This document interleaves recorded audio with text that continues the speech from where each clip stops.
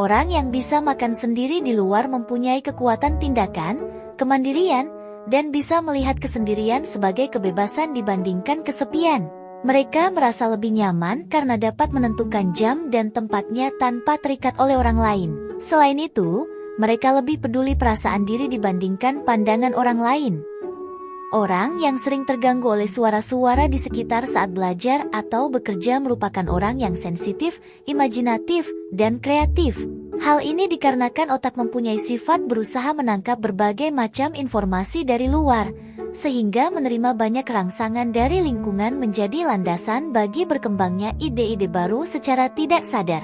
Meskipun konsentrasi terpencar, mereka mempunyai kemampuan dalam menghubungkan berbagai informasi dan cenderung memiliki sudut pandang yang beragam. Orang yang menjaga jarak saat mengantri di toko cenderung lebih berhati-hati. Mereka berusaha menjaga rasa aman dengan menghindari terlalu dekat dengan orang lain. Setiap orang memiliki ruang pribadi yang berbeda, dan bagi yang lebih berhati-hati cenderung mengambil ruang yang lebih luas. Perilaku ini secara tak sadar untuk menjamin stabilitas dan keamanan mental. Orang yang menghindar ketika mereka melihat seseorang yang dikenal saat di luar cenderung tertutup dan mengalami kelelahan sosial. Mereka merasa bahwa percakapan dan tanggapan yang tiba-tiba menguras energi untuk memikirkan apa yang harus dikatakan atau menghindari situasi yang canggung. Orang seperti ini memiliki kemampuan observasi dan pemikiran mendalam yang luar biasa, dan memiliki kemampuan untuk menciptakan hubungan dengan orang lain dengan cermat. Orang yang sering ditanyai petunjuk arah cenderung memiliki aura tenang dan ramah. Ini karena Anda secara alami membuat orang lain merasa Anda dapat membantu mereka dan juga merasa aman. Secara psikologis, orang dengan ekspresi wajah lembut dan gerakan tenang cenderung lebih bisa diandalkan. Alasan mengapa bermalas-malasan pada hari yang tak ada rencana apapun adalah karena jika Anda punya terlalu banyak kebebasan, otak Anda menjadi bingung dengan pilihan dan cenderung menunda mengambil tindakan. Jika Anda punya terlalu banyak pilihan, Anda tak akan dapat memutuskan apa yang harus dilakukan dan akhirnya menghabiskan waktu untuk tak melakukan apapun. Lebih mudah bergerak saat punya rencana yang jelas, namun ketika mereka diberi kebebasan, cenderung memilih untuk tak melakukan apapun.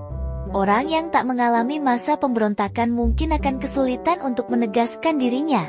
Masa pemberontakan merupakan masa penting untuk membangun ide dan nilai-nilainya sendiri sekaligus bertabrakan dengan orang tua dan orang di sekitarnya. Jika mereka tumbuh dewasa tanpa melalui proses ini, akan terbiasa menyesuaikan diri dengan orang-orang di sekitarnya dan cenderung menyimpan pendapat sendiri. Akibatnya, mereka mungkin ragu-ragu dalam mengungkapkan pemikiran mereka di tempat kerja atau dalam hubungan sosial.